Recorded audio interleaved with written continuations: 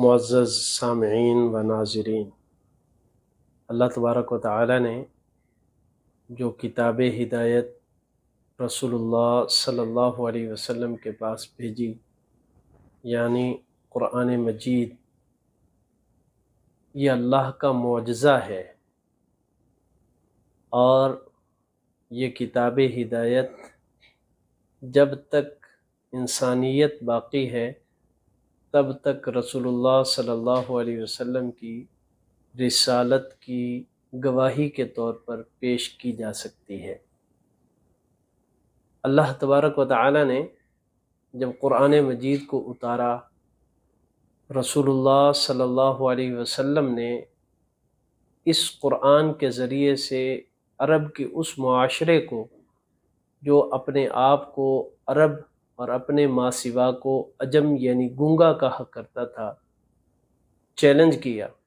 وَإِن كُنتُمْ فِي رَيْبٍ مِّمَّا نَزَّلْنَا عَلَىٰ عَبْدِنَا فَأْتُوا بِسُورَةٍ مِّن مِّثْلِهِ، کہ اگر تمہیں کوئی شک ہے کہ یہ قرآن اللہ کا اتارا ہوا نہیں ہے تو پھر اس کی مثل تم لے آؤ۔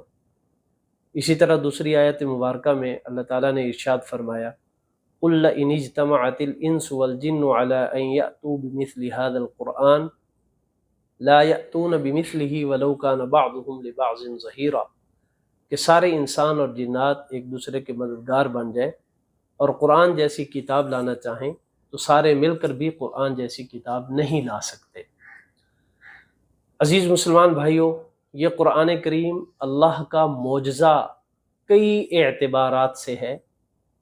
قرآن اس اعتبار سے بھی اللہ کا معجزہ ہے کہ اس کی جو فصاحت و بلاغت ہے وہ عام انسانوں کی دسترس میں نہیں۔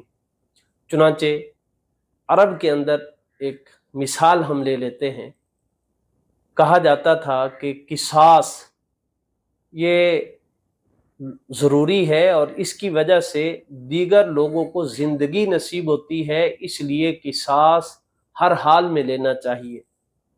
اس کے لیے انہوں نے مختلف جملے وضع کر رکھے تھے۔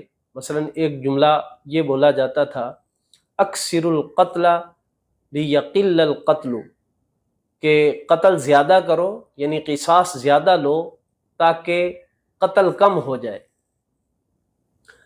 اسی طرح وہ اور بھی جملے استعمال کرتے تھے، لیکن جب قرآن کریم اترا اور قرآن نے اپنی فصاحت کے ساتھ جملہ ارشاد فرمایا تو عرب سمجھ گئے کہ یہ کسی انسان کا بنایا ہوا کلام نہیں ہے۔ اللہ نے ارشاد فرمایا، وَلَكُمْ فِي الْقِصَاصِ حَيَاةٌ، کہ تمہارے لیے قصاص میں زندگی ہے۔ اسی طرح قرآن کریم کی فصاحت و بلاغت کے بعد اس کے معجزہ ہونے کی دوسری وجہ یہ بھی ہے کہ قرآن کا اسلوب انتہائی جامع ہے۔ ماہرین فصاحت و بلاغت لکھتے ہیں کہ اسالیب تین طرح کے ہوتے ہیں، اسلوب تین ہوتے ہیں جس میں ہم دوسروں سے گفتگو کرتے ہیں۔ ایک اسلوب خطابی ہے، ایک اسلوب ادبی ہے، اور تیسرا اسلوب علمی ہے۔ اور عام طور پہ جو خطابی اسلوب ہے اس میں علمی اسلوب شامل نہیں ہو سکتا، اور جو علمی اسلوب ہے اس میں ادبی اسلوب شامل نہیں ہو سکتا، اور جو ادبی ہے اس میں باقی دونوں شامل نہیں ہو سکتے۔ لیکن قرآن کریم کا معجزہ یہ ہے کہ قرآن کریم ان تینوں اسالیب کو ساتھ ساتھ لے کر چلتا ہے۔ قرآن ادب کی بھی باتیں بتاتا ہے، قرآن علم کا بھی مرکز اور محور ہے۔ قرآن کریم ہر اعتبار سے جامع کتاب ہے، اللہ کا کلام ہے۔ اور قرآن کریم جو معجزہ ہے وہ اس اعتبار سے بھی ہے کہ یہ غیبی خبریں اور ایسی خبریں جو بعد میں سچی واقع ہوئیں ان کی قرآن کریم نے پہلے خبر دے رکھی تھی۔ مثال کے طور پہ اللہ تبارک و تعالیٰ نے ارشاد فرمایا، اذا جاء نصر اللہ والفتح، کہ جب اللہ کا وعدہ آ گیا اور فتح ہو گئی۔ اس فتح سے مراد فتح مکہ ہے، اور یہ صورت مدینے میں اس وقت نازل ہوئی راجے قول کے مطابق جب ابھی فتح مکہ نہیں ہوا تھا۔ اس صورت کے ذریعے سے، اس آیت کے ذریعے سے اللہ نے فتح مکہ کی خوشخبری دی، اور وہ بالآخر خوشخبری سچی ثابت ہوئی۔ اسی طرح الف لام میم غلبت الروم فی ادنی الارض، رومیوں کو شکست فاش ہو گئی، اور ان کی فتح و کامرانی کا اللہ تبارک و تعالی نے اندیا دیا کہ ان قریب یہ دوبارہ غالب آئیں گے اور انہیں فتح نصیب ہوگی، اور چنانچہ ایسے ہی ہوا۔ اسی طرح قرآن کریم نے فرمایا لَتَدْخُلُنَّ الْمَسْجِدَ الْحَرَامَ إِن شاء اللَّهُ آمِنِينَ، کہ تم مسجد حرام میں عمرہ کرنے کے لیے امن و امان کے ساتھ آؤ گے۔ چنانچہ رسول اللہ صلی اللہ علیہ وسلم اور آپ کے صحابہ مسجد حرام میں عمرہ کرنے کے لیے تشریف لے گئے۔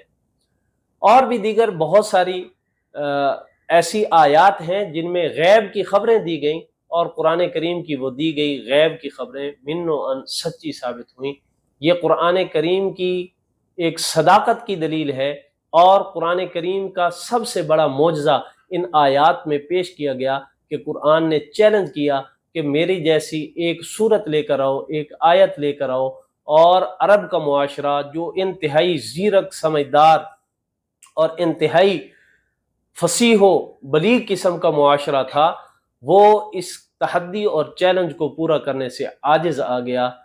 اللہ تبارک و تعالیٰ نے یہ سچی کتاب، یہ ہدایت والی کتاب ہمارے پاس بھیجی ہے۔ اللہ تبارک و تعالیٰ ہمیں اس کی قدر کی، اس کی تلاوت کی، اس کی تعلیمات کو سمجھنے کی اور ان پر عمل کرنے کی توفیق عطا فرمائے۔